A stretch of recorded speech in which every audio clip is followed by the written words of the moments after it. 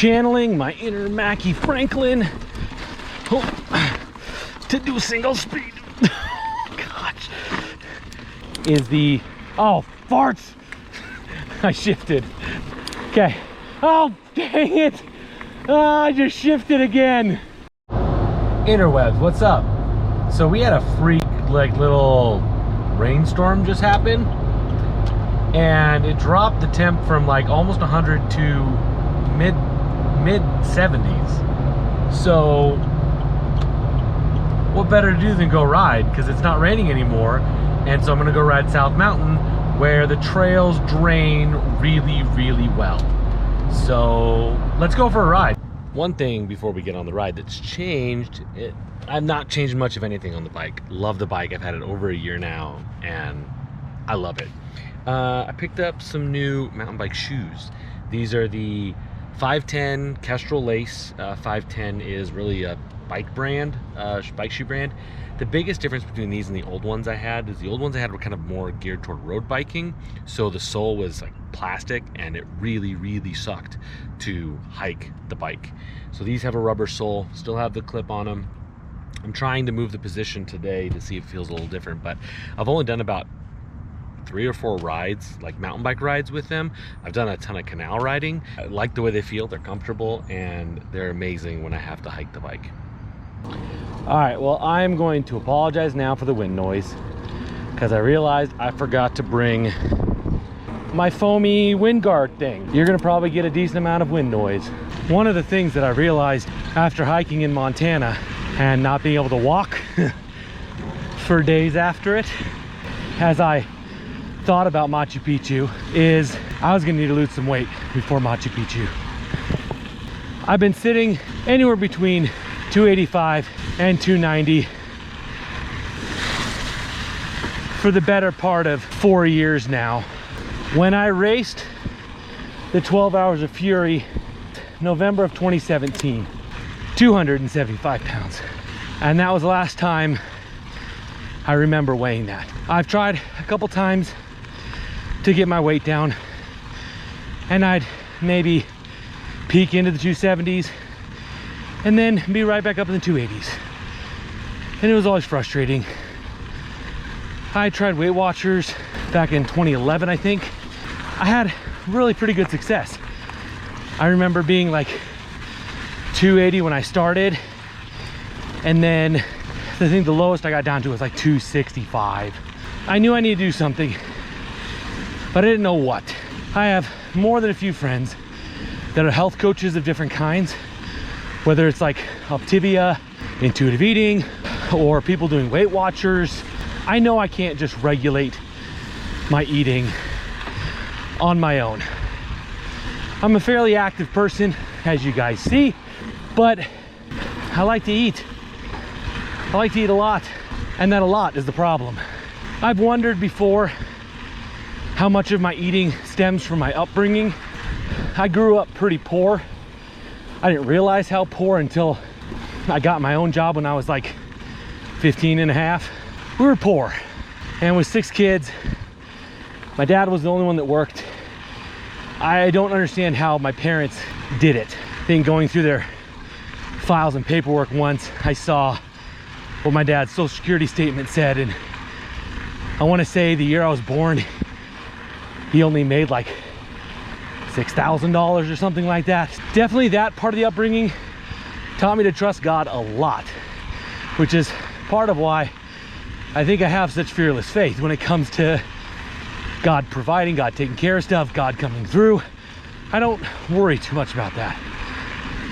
But when it comes to food, and you're competing for food against 6 kids and 2 parents, and the food is sometimes a little scarce, it probably changes the way that I think about food, that I thought about food. I probably did a lot of survival eating, like not knowing where the next thing was coming from. I just ate.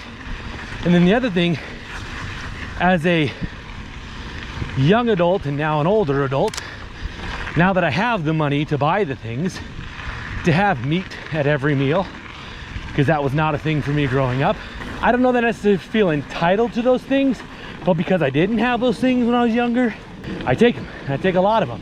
All of that rabbit trail to say that I've been pretty sure for a while that the way that I eat is pretty directly tied to how things were for me growing up. As I looked at all the options, even the plans that try to claim they're not a diet is still a diet. You're trying to adjust the way that you're eating to accomplish a specific goal. Maybe it's improve your relationship with food. Maybe it's to lose weight. Maybe it's to gain weight. I have friends that are trying to gain weight. Any of these plans are just kind of a tool, a means to an end. And like I've seen in real estate, not every tool works for every person. As I looked at all the options, I liked Noom a lot. And a lot of that was because they focus a lot on the psychology side of things, which I'm all about that mindfulness. I'm all about like focused breathing, meditation, stuff like that. Not like new age meditation, but like scriptural meditation, just kind of quieting your mind, because there's so much noise and so much negativity that goes on in there. Hey, a rabbit. So I wanted to try Noom. August 20th, I think, somewhere around there, I started doing Noom. And now I'm gonna catch my breath.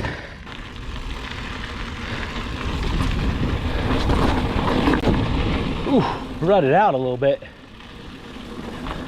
I also haven't ridden here since it rained a ton, so, and not just today's storm. Anyway, where was I? Ah, yes. So, I started Noom back in August. I started out trying to lose weight at 290. When I started Noom officially, I was about 286, give or take a little bit. And this week, on Friday, I weighed in at 274. So I'm down about 12 pounds since I started Noom, about 16 since I really kind of started making a concerted effort. Holy cow. A concerted effort to lose the weight. I'm not losing it because somebody told me I had to. I'm losing it because there's more things I want to do. I want to do more than just hike Machu Picchu. I'm not gonna be able to do that very easily if I weigh 280 pounds. I also really want to zip line. And zip lining has a weight restriction of 250 pounds. So I want to lose the weight because I like to do and have adventures.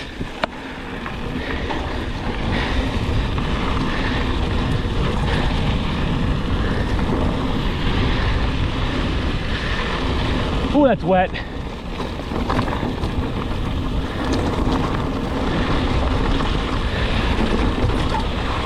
Oh, that's really wet. Oh. Ooh. I know it doesn't look it. That sand is soft. And I'm gonna be real careful coming in here. Well, some good air on that. Oh, yeah.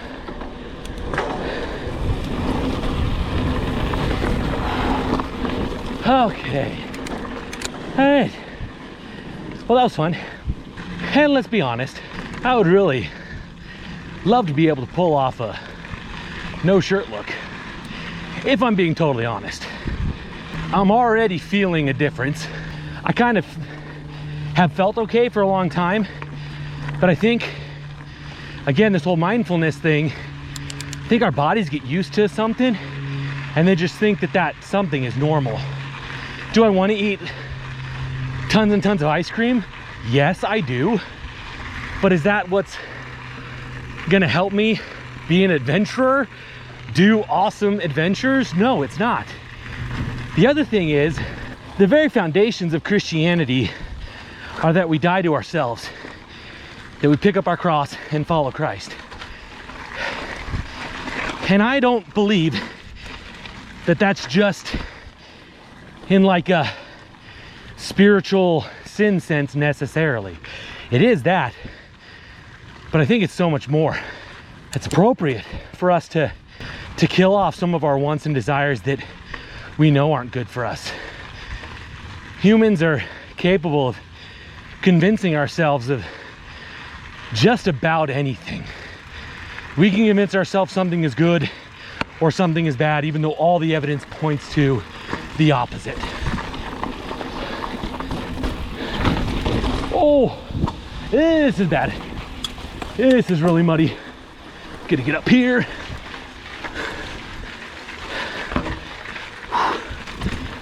Whew. So, denying myself that Tillamook peanut butter chocolate ice cream is a part of discipline, which is a part of our Christian walk too.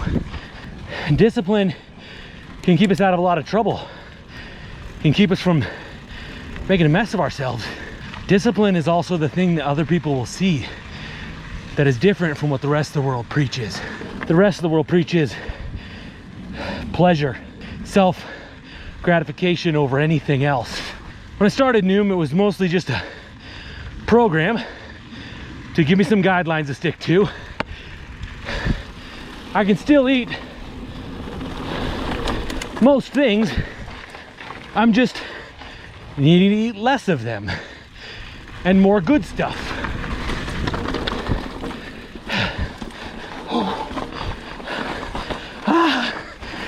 No, crap.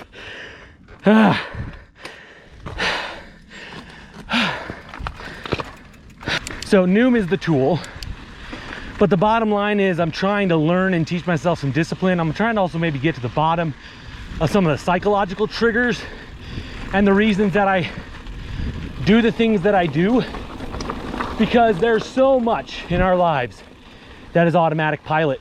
We don't think about it. It just happens. We just do it.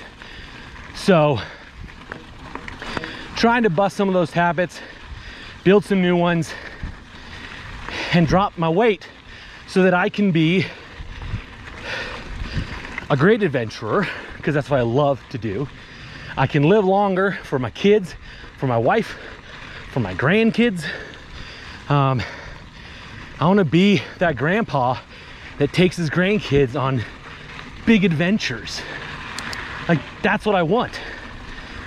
And I'm not doing that at 280. So, ultimate goal is 225. Oh, this is gonna suck. Oh yes.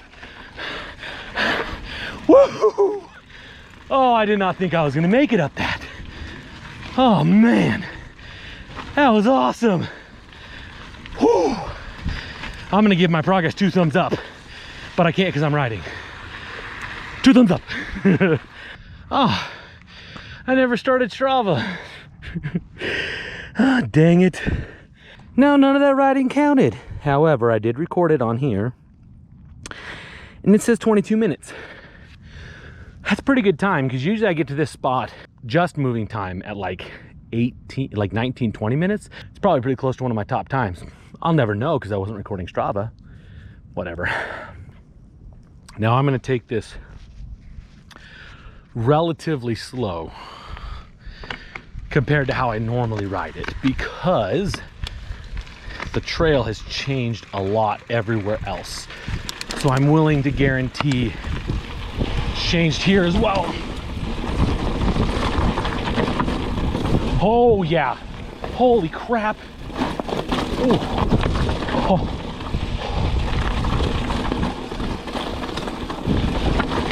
Oh. And the camera is bouncing everywhere because I am thinner than I was the last time I rode with the camera. Oh Lord. I had to put a foot down because I was going too slow through that. There is an element that faster is safer. Like that section right there, I had a really good chance of getting hung up on some of those bigger rocks there, which I normally wouldn't because I'm normally going like 2 or 3 times faster. I just hit something that was wet. Oh, that didn't feel right.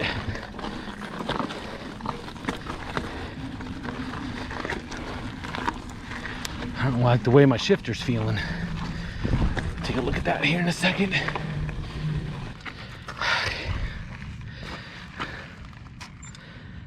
Let's see if I can tell what's going on with this thing.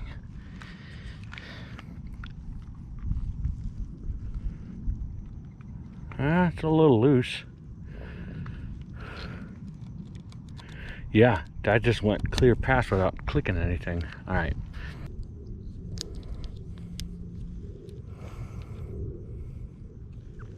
Oh, there it goes.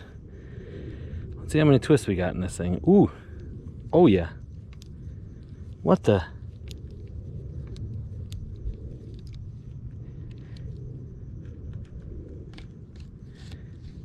Nope. That is doing nothing.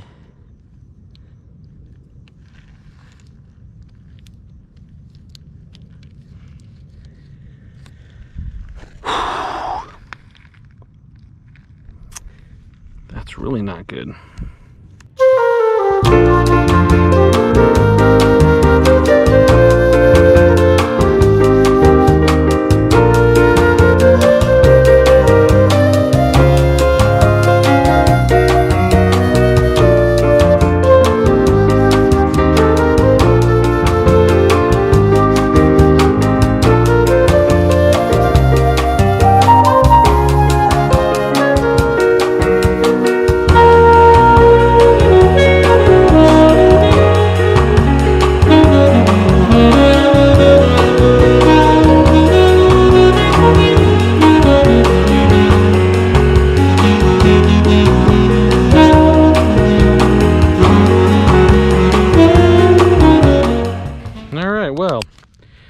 The rest of this ride is going to be on a single speed because I definitely don't want to shift to too hard of a gear because it will make going uphill miserable. All right, one bonus change is the, oh, farts! I shifted. Gotta remember not to shift. So I can still shift into harder gear, but I can't go easier. Oh no, that's not gonna be fun. Channeling my inner Mackie Franklin to do single speed. Gosh. You know what's gonna happen is I'm gonna pop my chain if I'm not careful. But I literally can't go into an easier gear now.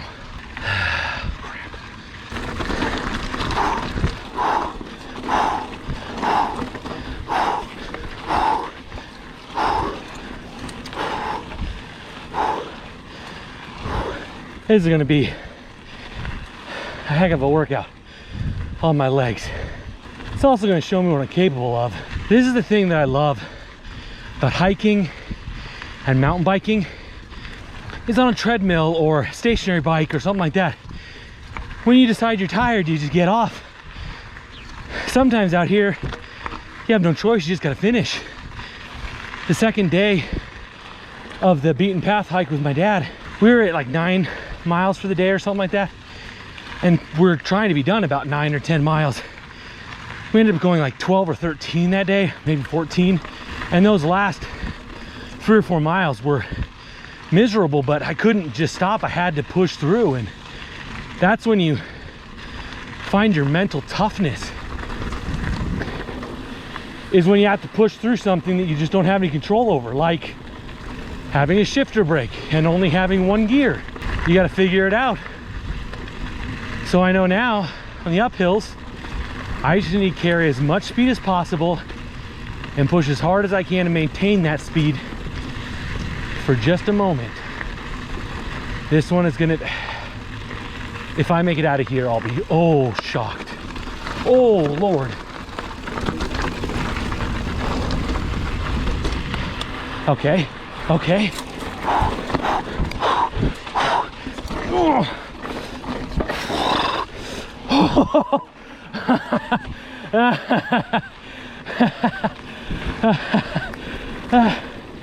Holy crap. I didn't think I was gonna be able to do that. Wow. Okay. Oh, dang it. Oh, I just shifted again. No. Oh, crap.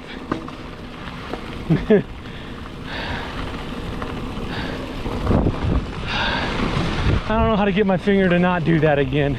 Yeah, this is gonna be ridiculous. Maybe I've just always wussed out on these climbs because I had easier gears. Feeling pretty good. Let's see what happens on this one. Oh, I don't like it. Oh, that was scary. Okay. Oh, gotta battle through it. Holy crap, I did it. I freaking did it. Big old climb coming up. A big old long climb. Now, those ones being short and punchy, I mean, I'm surprised I made it, but at the same time, you only have to sustain that for like just a few moments. This is like a half mile of gradual uphill. So let's see what we can do.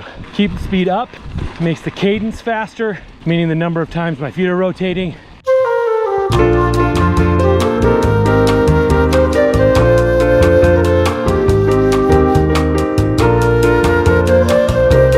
Oh, my quads are burning.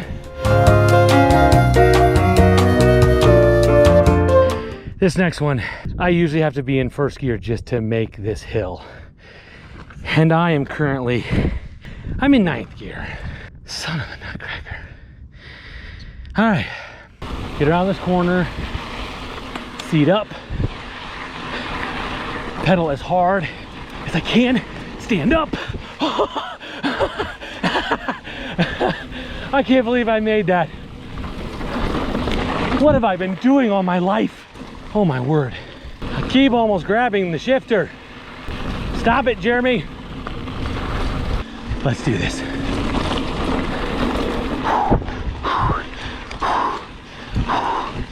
Yes.